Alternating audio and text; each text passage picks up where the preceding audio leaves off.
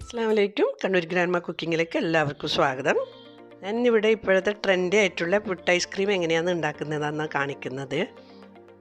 പുട്ടുകുറ്റിൻ്റെ ഇതുണ്ടല്ലോ അരിപ്പ, അതിൻ്റെ മേലെ ഞാനൊരു അലുമിനിയം ഫോയിൽ കൊണ്ട് കവർ ചെയ്തിട്ടുണ്ട്. ഇതും ഇതിൽ വെച്ചിട്ട് തന്നെ കഴിയുന്നതും ഫ്രീസ് ചെയ്തെടുക്കുക. പുട്ടുകുറ്റി ഞാൻ 1 മണിക്കൂർ ഫ്രീസ് ചെയ്തെടുത്തിട്ടുണ്ട്. പുട്ട് ഐസ്ക്രീം ഉണ്ടാക്കാൻ വേണ്ടി ഞാൻ 3 തരം ഐസ്ക്രീമാണ് ഉപയോഗിക്കുന്നത്. നമുക്ക് ആദ്യം പുട്ടുകുറ്റിയിൽ പുട്ടിന് നമ്മളെങ്ങനെയാണ് തേങ്ങ ഇട്ട് കൊടുക്കുന്നത് അതുപോലെ ആദ്യം നമുക്ക് കുറച്ച് നട്ട്സ് ഇട്ട് കൊടുക്കാം.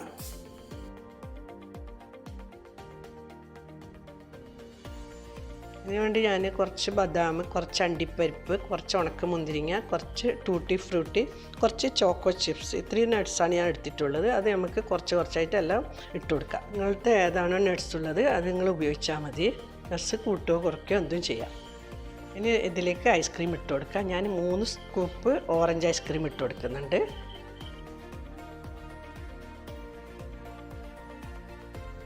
ഇനി നമുക്ക് ഇതുപോലെ ഒരു അടിഭാഗം പരന്ന് എന്തെങ്കിലും എടുത്തിട്ട് നമുക്ക് മെല്ലെ ഒന്ന് ലെവൽ ചെയ്ത് കൊടുക്കാം.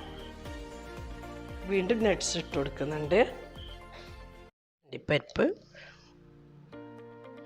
ട്യൂട്ടി ഫ്രൂട്ടി. ഇത് ട്യൂട്ടി ഫ്രൂട്ടി ഇടുന്നത് നല്ല കളർഫുൾ ആയിരിക്കുമല്ലോ, അതുകൊണ്ടാണ്. കുറച്ച് മുന്തിരി, കുറച്ച് ചോക്കോ ചിപ്സ്.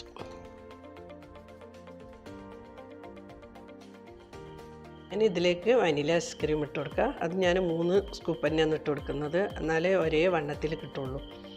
എൻ്റെ വീഡിയോ കാണുന്നവർ ആരെങ്കിലും സബ്സ്ക്രൈബ് ചെയ്യാൻ ബാക്കിയുണ്ടെങ്കിൽ സബ്സ്ക്രൈബ് ചെയ്യുക. തൊട്ടടുത്ത ബെൽ ബട്ടൺ കൂടി ഒന്ന് അമർക്കുക. എന്നാൽ മാത്രമേ ഞാനിടുന്ന വീഡിയോൻ്റെ നോട്ടിഫിക്കേഷൻ കിട്ടുകയുള്ളൂ. ഇനി ഇത് ലെവൽ ചെയ്ത് കൊടുക്കുക.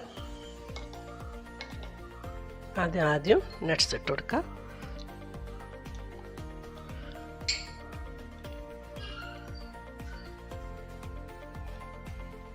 ഞാൻ ഇട്ട് കൊടുക്കുന്നത് ചോക്ലേറ്റ് ആണ്.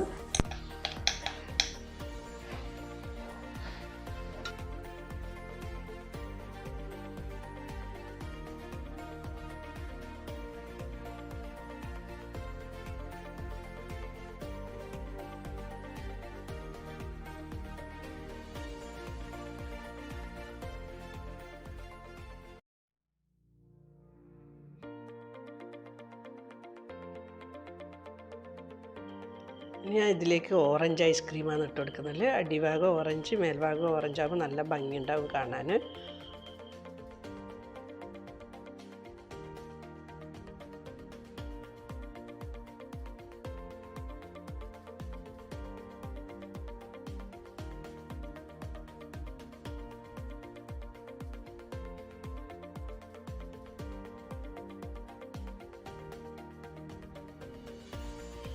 ഇനി ഇത് നല്ലപോലെ ലെവൽ ചെയ്ത് ഇതിൻ്റെ മേലെ വീണ്ടും നട്ട്സ് ഇട്ട് കൊടുത്ത് പുട്ടുകുറ്റിൻ്റെ മൂടി ഇട്ടിട്ട് നമുക്ക് 3 മണിക്കൂർ ഫ്രീസറിൽ വെച്ചെടുക്കാം.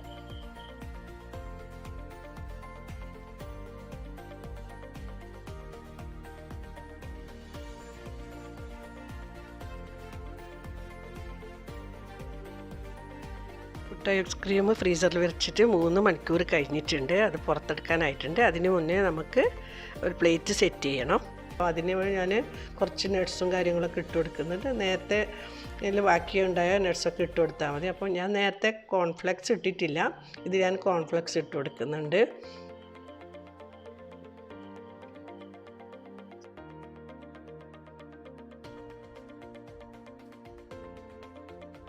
കുറച്ചധികം ടൂട്ടി ഫ്രൂട്ടി ഇട്ട് കൊടുക്കുന്നുണ്ട്. അപ്പം ടൂട്ടി ഫ്രൂട്ടി ഇട്ടാൽ തന്നെ നല്ല കളർഫുള്ളായിട്ട് കാണാൻ നല്ല ഭംഗിയുണ്ടാവും.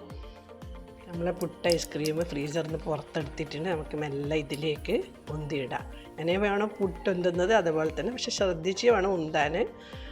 മെല്ലെ ഉന്തിയെടുക്കുക.